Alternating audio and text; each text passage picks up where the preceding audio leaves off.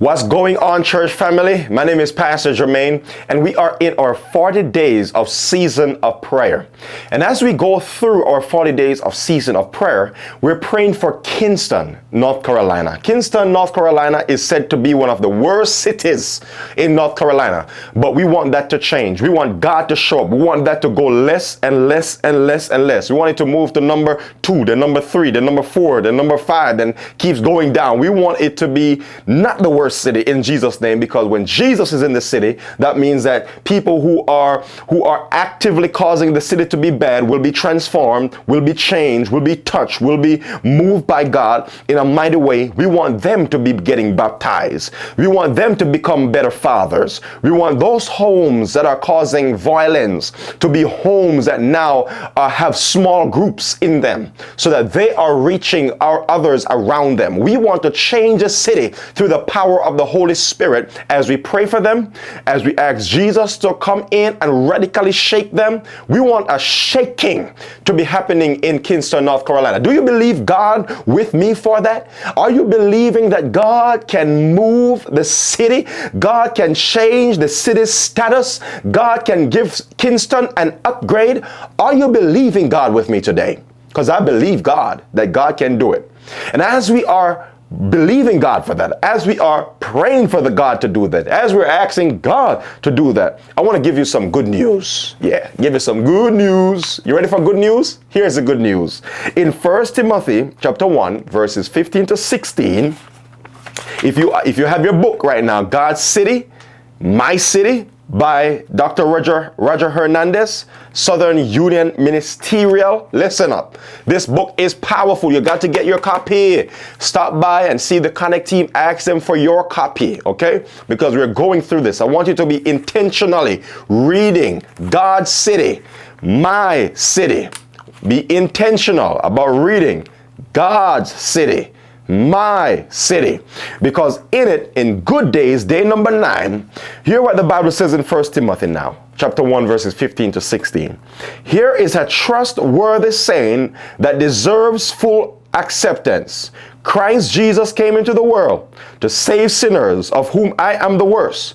But for that very reason, I was shown mercy, so that in me, the worst of sinners, Christ Jesus might display his immense patience as an example for those who would believe in him and receive eternal life. Here it is. Here it is.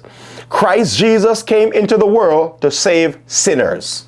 Pause.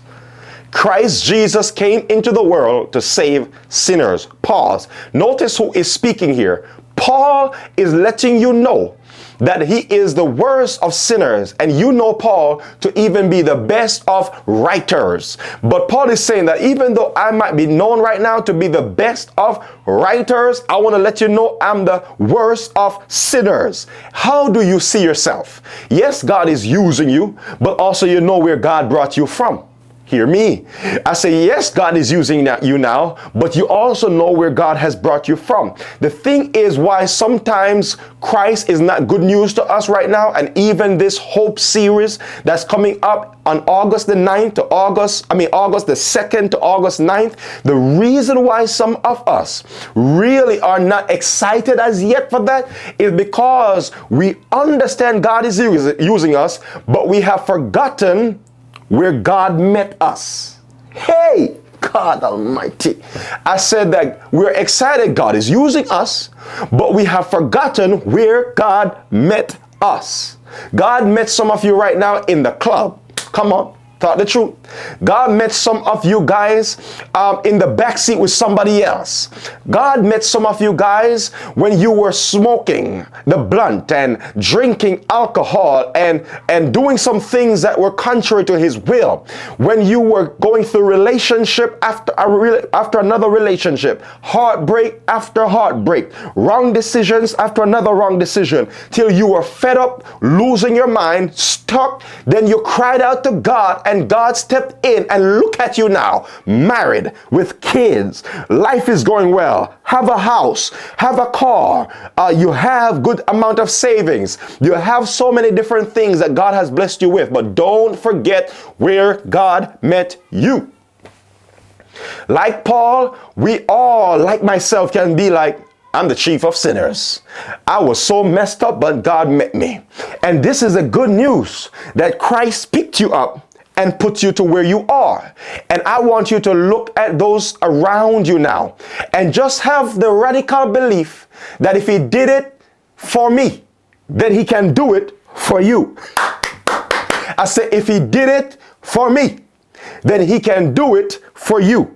I want you to start praying for your neighbor. If you believe that your neighbor don't even believe that there is hope for them, I want you to begin to pray for them because you believe that there is good news for them as well. There is hope for them as well. There is also transformation available for them as well because Christ came to reach sinners like you and me. And he reached us, and I believe that Christ can reach your neighbor, reach your cousin, reach your husband, reach your boyfriend, reach your girlfriend, reach your auntie or uncle, or God can reach any single person, no matter where they are.